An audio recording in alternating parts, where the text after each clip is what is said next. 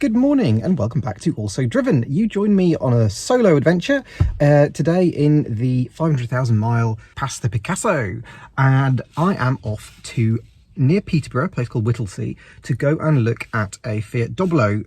Now, this Fiat Doblo is not for me and it's not for Jim. It's actually for a friend of Jim's called Colin. He used to have a Doblo and he would like another one, and he has tasked Jim and I to find him a Doblo and deliver it to him in Northern Ireland. So Colin has found this Doblo in Whittlesey. It looks pretty good, so I am now off to go and see it and see if it's worth buying. So catch you later.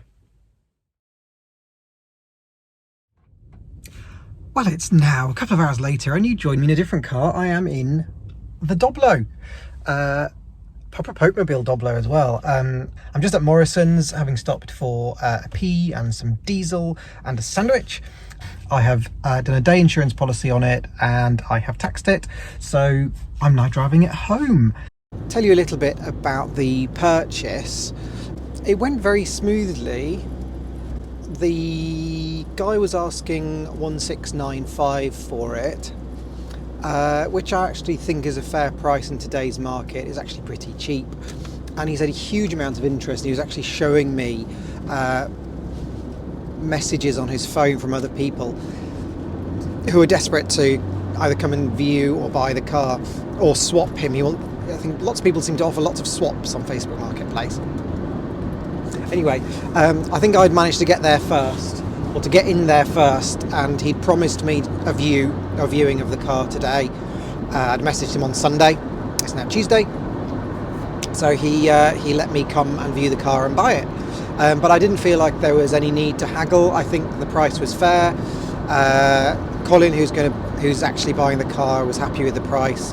I've seen others for much more money, so I think this is pretty decent.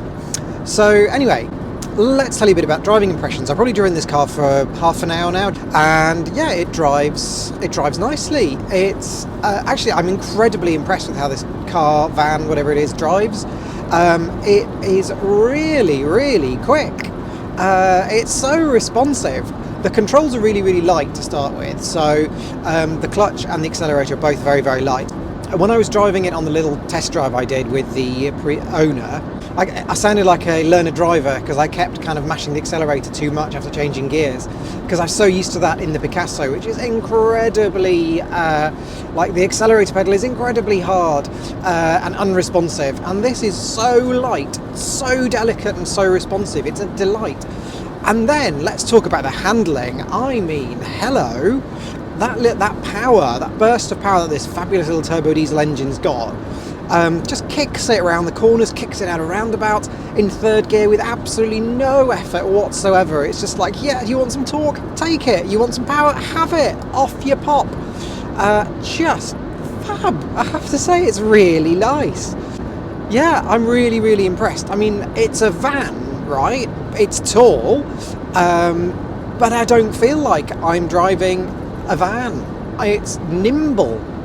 It's really nimble. It's got huge mirrors. I can see really clearly out of those side mirrors. The rearview mirror in the middle is a bit less clear because I've got the doors, kind of the door closure halfway through.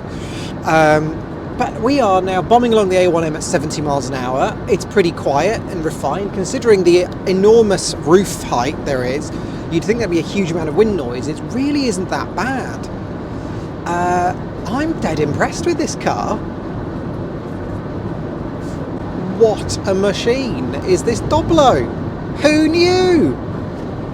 I mean, hopefully I won't be eating my words and it will actually make it all the way to Cambridge.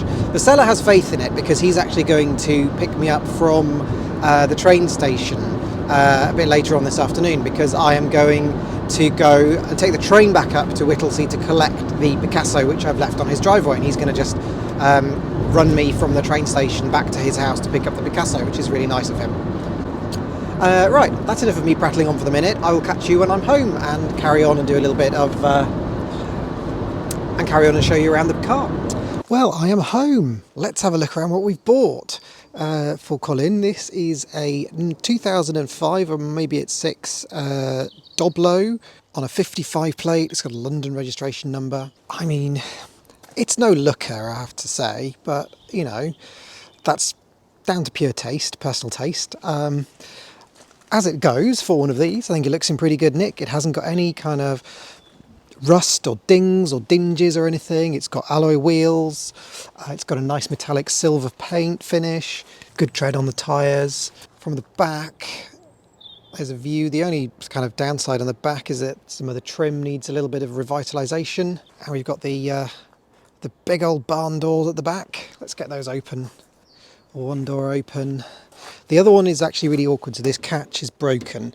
I might be able to fix that, but it does open up if you kind of lift inside there and click it manually. I won't do it right now. Push up the parcel shelf and have a look in the boot. It's massive, and it's even more massive, of course, when the seats all fold forwards. Oh, I was about to say we're missing the speaker cover from this side, but it's just kind of gone with the parcel shelf. Well, I'll put that back in a moment. Oh, we've got opening third windows here. They pop out. That's quite fun. It looks pretty decent in here. We haven't got any rust on the wheel arches or anything like that. And yeah, this kind of high roof conversion that makes it into a bit of a Pokemobile does mean that it's got so much more light, and you can stand in it. Well, I can stand in it anyway. If I put my feet in the passenger foot in the rear footwells there, I can actually stand up, which is pretty cool. It does have a tow bar, so I guess actually it'd be really good for towing, because that engine is so torquey. Newlands Motor Company. Might be where it was from, I don't know. I mean, it's a London registration number. That is from Peterborough, as in it's been marked Peterborough, which is where the car came from. Not sure what a Doblo B is, but I'm sure someone will know. Let's have a look in the back, the sliding doors. There we go. 3 seats in the back, full seats, with 3 proper seat belts. The sliding doors make it very, very easy to get in. And then this is the cabin over there, complete with my sandwich. Steering wheel has a bit of rubbing marks on it, but it's really not too bad. 12-volt socket works. Don't know what the other thing on the right hand side that's a hole is at this stage. Sort of a cup holder down there and some coin holders. The air conditioning, I think, works. It certainly blows colder with the air conditioning on than when it's off, so I think it sort of works. Maybe it needs a regas. It wasn't freezing. I haven't tried the other controls much yet. The radio doesn't properly work. It seems to lose all its settings as soon as you turn the car off, so might look into that. The kind of high roof conversion gives you this kind of shelf up there for oddments and bits and pieces, which is quite fun. The mirrors are vast, with a great view in them, especially for Fiesta Mark III, like you get on my driveway. Ooh, even get a driver's armrest. I didn't notice that earlier. It gets in the way of changing gear though, I find. Super fun in here. Oh, there's a courtesy light in the back here. Does it work? Yay, it works. Excellent.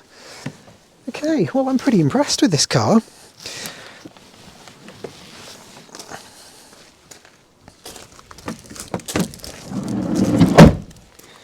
Let's have a look in the glove box.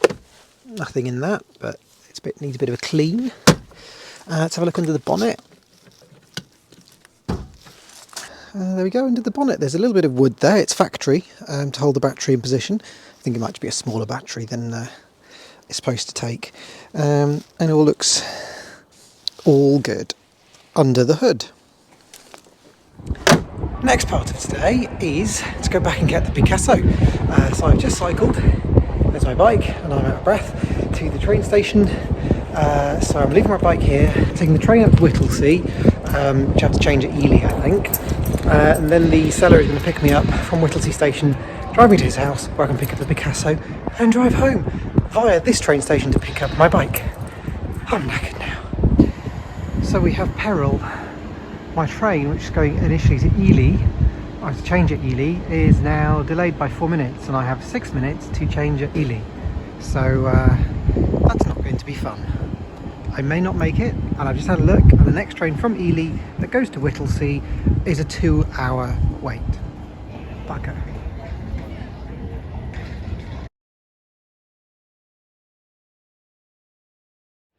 Right, back in Cambridge North Station with the bike in the Picasso. One successful day, apart from 2 hours in Ely eating cake.